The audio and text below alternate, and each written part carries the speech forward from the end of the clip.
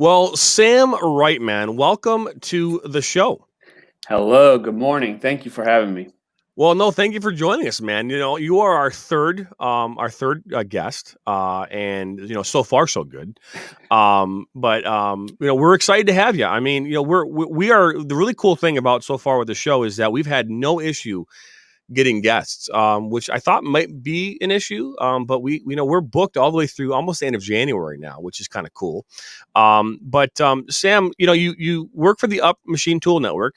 How long have you been doing that for? Yep. So I was actually one of the first employees with Up. Okay. And so I joined the team in 2017 Okay. with the company for just over 3 years here. And we actually have an Up app that's available on the App Store and Google Play and on your desktop. And that actually was launched in the very beginning of 2018. So the actual product is getting ready to celebrate its third anniversary as well. Well, very cool. So, my understanding, and for those that don't know this, I actually used to run a machine shop. When I started working in a machine shop, I had zero clue of what I was doing.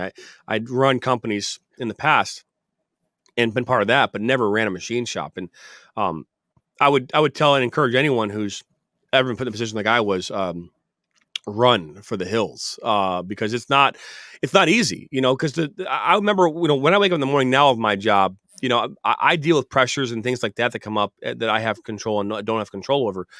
But man, every morning I got in the shop at 6 o'clock in the morning. I was dealing with a brand new problem from a brand new situation. It was every single day. And I never got a chance to really kind of catch up. As proactive as I tried to be, it was really tough.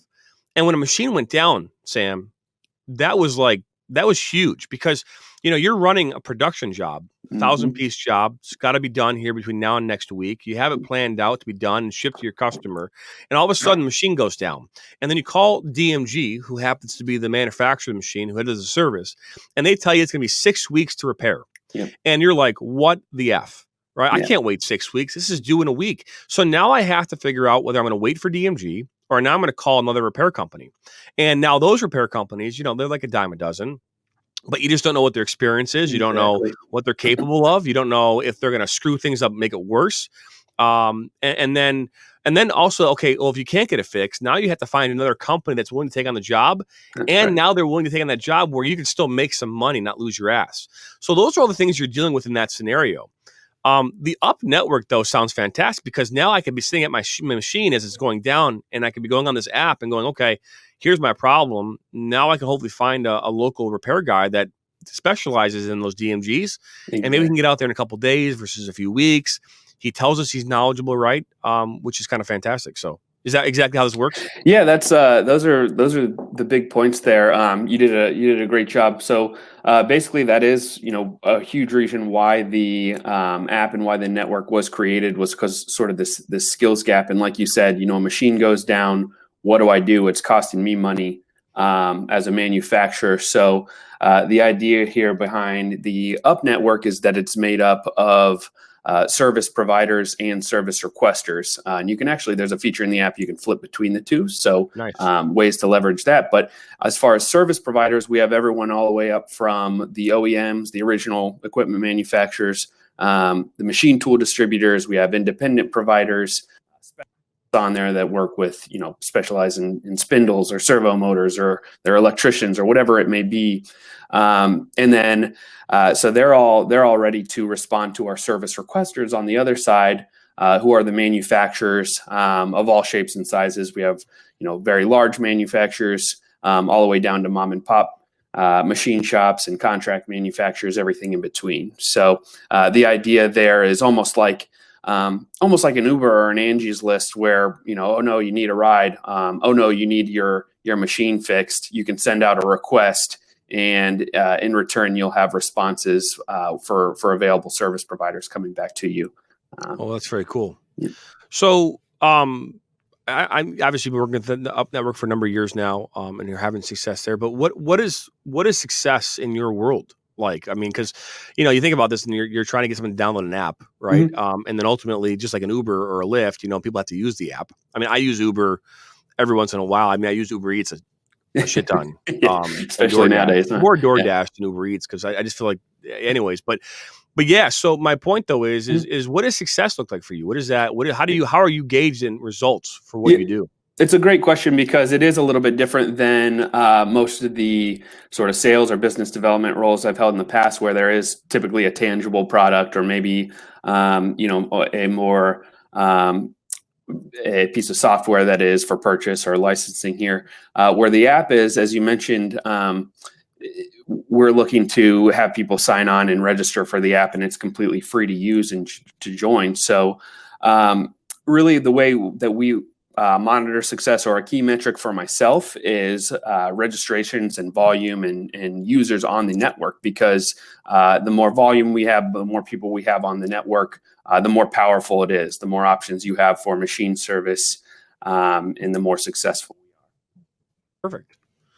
And do you have a story or a success story that you think that could have an impact on our viewership here this morning in regards to any aspect of your sales career?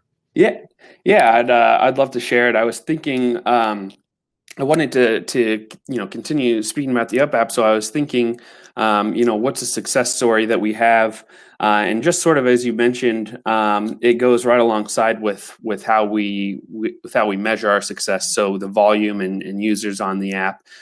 So I wanted really to tell you a little bit about how we have gone from 0 users when we started out 3 years ago, to now over 2,300 and growing active users. So if you'd like, I could just sort of jump right into it. Sure. Hop on Okay. in. Yeah. Well, just first a little background. I graduated from college in 2012. I joined the workforce and knew I wanted to go to sales and marketing. Had always just been sort of fascinated by the human element of it. So sort of the Jerry Maguire, help me help you type thing. It really, at the end of the day, that's sort of what sales and business development is providing value to the clients. So got into sales and marketing, and I was actually working for a software company that was based out of Cincinnati. I was working in Columbus in 2017, working remotely, and had been doing pretty well, had some success, a good book of business, but just sort of there was some changes in the company, and was getting more often this feeling of sort of unfulfillment. And then one day I had received a call from a recruiter. So anyone typically in the workforce knows how that goes. You get a LinkedIn message or an email or a phone call, and everyone's sort of promising more than they can deliver. But I listened to this voicemail from a recruiter, and it was explaining a business development position at Up LLC, and they sort of explained the concept of Up and how it can help service requesters in the manufacturing industry. And I couldn't shake it. I heard that message in it, and it was such a great idea and concept and product that I really believed in before knowing much about. It sort of, as we mentioned before, sort of an Uber or an Angie's List in that industry, and it really sort of clicked with me. So ended up taking an interview with the gentleman who's my director now, and got the job, and was very excited, and I was looking forward to it. Like I said, it was a concept that I really believed in. And now looking back, this is the point in the story where I should have really been very scared, or what am I doing? What did I just do? I had a really good role, and now I just left it for this new business where, not only do I know nothing about the industry, but it's a new business. So as a company, we're going to have to learn a lot. So Yeah. that was it should have, like I said, should have been a pretty scary thing. But I think because I believed in the concept so much, and it just registered with me, that I never had too much of that feeling, if at all. So it was really an exciting thing. So now comes the time where, again, we have to grow this network from 0 users to our over 2,300 active users now. So we started, and the app was launched, like I said, into the App Store and on Google Play at the beginning of 2018, and available on desktop as well. And we started going, we made our list, and we started going door to door, which was definitely tough. It was something that seemed like an old-fashioned idea, sort of, but it was something we were going to have to do. We were going to have to start pounding the pavement and listening to these users. So we went out to independent service providers first. We figured we want to have these folks on so that when a service request comes through the app actually does what it's supposed to do, and people can get responses for their service requests in return. So from the people that we visited, it was generally pretty well accepted. They were these independent service providers that were really looking forward to the new opportunities. But the real challenge really sort of laid ahead, which was with the larger companies, the OEMs. Half their business was in maintenance and repair and service, and so we were really sort of seen as very disruptive. And then also we wanted to work with the larger manufacturers, who many of which had their own service department. Yep. So that was really where the challenge was. And so we started going to these trade shows, industry trade shows. And as you're familiar with, and I'm not sure if everyone may be familiar with, but IMTS. Yep. We went to IMTS in 2018, which is sort of known as sort of the granddaddy of them all, in the industry for manufacturing and machining. Happens every 2 years, big international conference in Chicago. So that went on in 2018, and we sort of made our first, splash and wanted to sort of come out there and begin speaking with people. So I spent a week walking around McCormick Place in Chicago and, talking to as many OEMs and machine tool distributors and manufacturers as I could. And, I wasn't completely shown out the door, but it was clear people weren't exactly, buying what I was selling. And, they weren't too excited because, again, I mentioned we were viewed as sort of being disruptive in the beginning. So we met a lot of people there, and we learned a lot. We continued to listen. And then we kept at it. We had that persistence that you sort of need to have in a sales role or business development role. And we kept going to these trade shows and meeting and talking to people. And a couple months later, we're at a trade show and we're getting, a lot of the same conversations, but we're also starting to hear, one of which was something that should also scare us, which was probably, you guys are still around. What do you guys do? So that was kind of funny looking back, because it's kind of like, everyone was doubting us. There's all these, objectives or hurdles to get over. So, we're hearing that, but we were also starting to hear, okay, I've heard of you guys, and I really like the concept. I think I could see us maybe signing on. I don't know, how much we would use it right away, or it started to turn a little bit. Yeah. And people started to recognize us. And that was all because we were persistent. We stayed at it. We were listening to our users, and all the while in the meantime, we were having people sign on and register, and we were listening to them, and we were using that insight to develop the app and create value within our product. So all the time we're getting better and better and learning more and more and more. And now fast forward to 3 years later, like I said, almost at our 3-year anniversary here in another month or so. And we're actually having people reach out to us with all kinds of new, opportunities and wanting to get involved, or saying, how much they love the app, or how much the app has either provided business for them, or the original concept of the app to save them money and to find a service provider that can come out, as opposed to having to wait, the 2 or 3 weeks would have had to wait with a service contract or warranty. They're able to find someone right away. That's awesome, man. That's really cool. And it obviously just a testament to your character as a salesperson, that you're willing to to do and go out and do those things that you need to do in order to get the sale and to get people to understand and realize what it is. Because sometimes those unfortunately, they can be knocked on the head and realize something that's important before they realize it's important. And we've all experienced that, right? We have to really just get through that thick skull of people you're dealing with to do that. So, Rob, I know you had a couple questions that you wanted to ask Sam. What do you got? Let me change tabs here. Make sure I ask these the proper way. Actually, I got lost. I don't have the newest copy of our cheat sheet here. Well, the question you put to me yesterday in a text message was, what was your biggest hurdle with bringing the product to market? Now, I think Sam actually touched on that here a little bit. Yeah. With with his just what he talked about his success story as far as how he got into this whole thing and the hurdles that get it overcome. I don't think those hurdles are gone. They're probably still very prevalent in every single day that you go out there, but nonetheless. The other one was, who is your top personal development or sales training leader? Is the question that he asked. So it was the top personal development or sales training leader. Yeah, who is your Yeah. current top personal development and sales training leader? Yeah.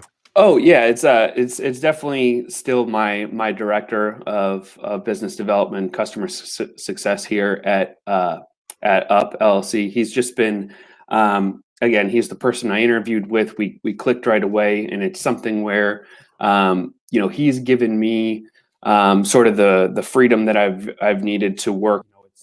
We didn't have a playbook from the get go, so the trust and responsibility that has given me is just it's been huge, and it's done wonders for my confidence, and just having confidence in the product, I think, has been something that's allowed us to be very passionate about our product and have the product knowledge that we need to speak enthusiastically about Up and to really get people on board with the concept. So our whole leadership team here is amazing, and I work closest with my director, who's just been great. So I'd give him credit for being the most influential and my leader here. Well, just so you know, Well, that's great because go ahead, Rob. I was just gonna say that most times sales guys always have you know um, some big name, a Napoleon Hill or somebody like that, Carnegie or um, Mellon or somebody that they follow, and to have someone at a personal level, that was huge for me getting into sales. I was brought straight out of a machine shop, and when they hired me out of the machine shop to sell machinery, I had my sales manager was huge and being a mentor to me, and I still send him a text, a couple times a year thanking him for helping me out, and we've gone our separate ways and everything, but we still stay in contact because he was just that crucial and basically throwing me into the deep end of the pool and making sure I have a life vest when I needed it. Yeah. Yep. And I am so, I'm a very visual and hands-on learner. So it definitely makes sense that the people are where I draw my biggest, lessons and learn the most from. So it's definitely helpful to have that. Well, that's very cool, Sam, and we appreciate you being on the show this morning. And I want to make this clear because I'm not sure, if the mentor you're speaking of, David, is watching and tuning in, or if he is watching. But I don't know if you were guaranteed a raise by saying what you said, or not. But No, and actually, I remembered. I know you. He won't mind me saying his name, Dave Rhodes. Again, he's my director and who I work with directly. So the reason I hadn't mentioned it, and I know here in podcast world, we want to make sure everything is signed off and buttoned up and everything like that. But he definitely wouldn't mind. So yeah, it's Dave Rhodes who you've, I believe, had the chance to speak with. And is a great contact to have. No, he's a good man. Well, now here's the next. This is where we're gonna have some fun this morning, okay? And we talked about this a little bit yesterday, but we're gonna go into our Beat the Rob segment here, and we've done some new changes in the look and feel of this, and we're gonna hop into that right now, buddy.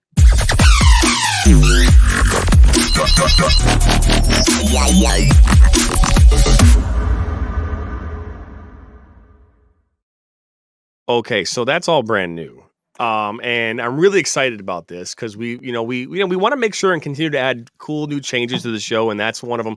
Rob has been asking for techno for like the last 3 weeks, so I finally had a chance to get techno in. And yeah, it's only 10 seconds, so I can deal with 10 seconds of techno. After that, I'm done. But This morning, we are going to do our 5 trivia questions. A new champion is crowned here every week. Winner takes all. If Sam wins, he gets to post a nice, awesome image of him winning today all over social media. Obviously, really lambasting Robert as much as he can. If Rob wins, which is a small chance, hasn't happened yet. If it happens, then Rob gets to do the exact same thing, except he won't be posting your picture everywhere. But anyways, it's just he'll go out there and talk about it. So today we are covering Are You Smarter Than a Fourth Grader? Sam, there are 5 questions. If at the event, in the event that there's a tie, I do have a tiebreaker question that I can ask of you, and hopefully that'll do it. So let's go ahead here and start with the first question. But do you have any questions first before I get going? No, I like trivia, but typically people either promise me beer and appetizers when trivia is involved. So that's usually my motivation there. But we'll see how I do with the eyes of the nation upon me. So. Well, we'll see the eyes of the nation. Okay, I don't know if okay. Well, I appreciate your I guess you're saying that. I don't know if the nation's quite watching this yet, but we'll get there. Okay, so first question is: what ancient civilization built the Machu Picchu complex in Peru? I can't know if I pronounced that properly, but I have no idea if I pronounced that right or not. But ooh, man, I want to say either the Mayans or the Aztecs is coming to mind, but I don't want to get it wrong. You cannot call a friend. Yeah, okay. I will go with the Mayans. Nope, that is incorrect. The incorrect answer is the Incas. I think I was thinking towards Mexico. The good news is both you and Rob got that wrong. So okay, you're both, good. You're in the same spots, which is just good. So okay, all right. Now confidence isn't always good. I was confident about that one. All right, question number 2: the ancient Egyptian writing system was called what? Is that hieroglyphics? That is correct. That is correct. You now have 1 point. All right. Now, question number 3 is: from whom did the United States buy territory in the Louisiana Purchase? I'm going to go with France. The correct answer would have been Napoleon or France. I would have accepted either or, but right. France is the correct response. You now have 2 correct answers. All right. This next one is: who wrote the national anthem of the United States of America?